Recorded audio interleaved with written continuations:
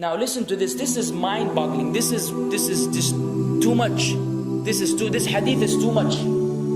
As in, it's so powerful. If we were to reflect on it, you should, maybe faint. When Allah loves a slave, He calls on Jibreel. Who's Jibreel? You know who Jibreel is? The greatest of the malaika, as far as Ahl Sunnah wal Jama'ah. The one whom when the Prophet ﷺ saw, he fainted alayhi salatu wasalam, because of his wings had covered the horizon. Jibreel, the angel who's responsible for the most virtuous thing, which is conveying the revelation from Allah to the messengers of Allah. Jibreel, and what do you know about Jibreel? Allah said, whoever is adu, whoever is an enemy to Jibreel, then Allah is the enemy to the disbelievers. Allah defended Jibreel in the Quran. Jibreel, the one who took the Prophet ﷺ in Al-Isra al-Mi'raj, in the ascension to the heavens. Jibreel, the malak, which we don't know what to say about, because of his honor and his virtue in the sight of Allah. Allah will call on him to share with him the love which He has for you. Allah doesn't need to do this. He could not do this, but Allah likes to do this, so He does it. He says, I love Fulan. Now I want you to think that Fulan is you. Whatever your name is, Ahmad, Mayrook, whatever your name is. Imagine Allah above the heavens, above the throne, in His greatness and His majesty, which is beyond our human comprehension, calls out to Jibreel to inform him that He loves you. And then only that, فَأَحِبَّهُ, then He commands Jibreel to love you also. So Jibreel now loves you. Allah and Jibreel love you. But it doesn't end there. Jibreel then will call upon the inhabitants of the sama. Who are they? All the malaika. How many? We can't even count. Trillions and trillions of malaika which Allah created beyond our, again, human comprehension. All of them are commanded simultaneously to love you. First Jibreel says, Allah loves Fulan, so now you have to love him. Then all of the angels in the heavens love you. Then Allah will place acceptance for you on earth. So people will love you. Not everyone. You may be saying, why do I have enemies? People who love the Sunnah will love you. The people who love Allah and His Messenger will love you. The people who are upon the correct aqidah and methodology will love you. Other people may hate you because of a problem in them, not because of a problem in you. Because you may say, well, this fasiq, this evil, disobedient person doesn't love me. Don't expect him to love you. He loves people like himself. Who will love you? Righteous people. Righteous people. They don't know why. They don't even know why. You've never even given them $1 or a riyal or a pound. You've never done anything for them. Maybe you scream at them. Maybe you do other things. It's Allah. Why? Because Allah had loved you first, then Jibreel had loved you first, then the malaika loved you afterwards, then Allah put acceptance for you on earth, so people have no choice but to love you. We ask Allah to make us among them.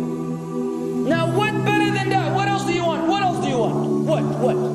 If you're a person whom Allah loves, in every movement you go, you do, you pray, you sleep, whatever you do, you are among those whom Allah loves and Jibreel loves and the angel loves. What else do you want, ya akhi? You're guaranteed success in this life and in the life to come. Guaranteed. No way Allah will punish you. No way. No way Allah will punish someone whom He loves. But the hadith doesn't stop. The hadith has a very saddening continuation, which we should seek refuge with Allah from. وَإِذَا أَبْغَضَ عَبْدًا, and if Allah hates a slave, He also calls on Jibreel. And He informs Jibreel that He hates this person. So He will command Jibreel to hate this person. Then Jibreel will tell the angels to hate this person. Then Allah will put hatred for him on earth.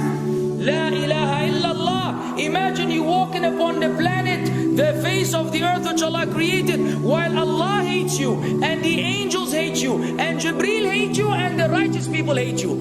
What a sad state for a human being. And ikhwan, we could be one of those as well.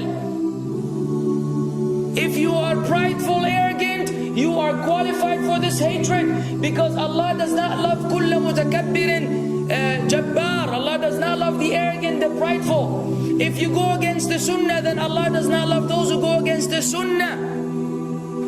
If you don't observe taqwa, and you don't observe ihsan, and you don't observe tawbah and tatahur, then again we are disqualified.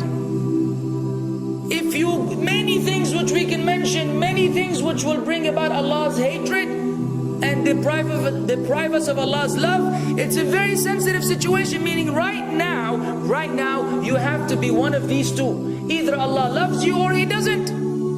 But there's always good news, even for those people whom we can be amongst. It's not too late because you're alive. It's not too late because it's Ramadan. It's not too late because you're breathing. Even if you led a life of someone who had attained Allah's hatred, if you were to return to Allah, then Allah will love you and be happier. He will be so happy with your tawbah than a man who lost his mount in the desert. Upon it was his food and his drink, and then he waited under a tree for death, and all of a sudden he opened his eyes and he sees his camel or his horse or whatever that was right in front of him, and he gets so happy. He said, Allahumma anta abdi wa ana rabbuka. Oh Allah, you are my slave and I am your Lord. Kufr. He said a statement of kufr, but the Prophet ﷺ said, أخطأ من شدة الفرح. He made a mistake because he's so happy. You know when you're so happy that you may say things against what you want to say? When you're so happy that you just, you say words that mean nothing to anyone? Allah is happier when you return to Him than that person. What else do we want? For how long are we going to stay away from Allah? For how long are we going to lead the life of the heedless? For how long are we going to go against the sunnah? What are you waiting for? Death? Death. حتى إذا جاء أحدهم الموت قال رب ارجعون لعلي أعمل صالحا فيما تركت كلا.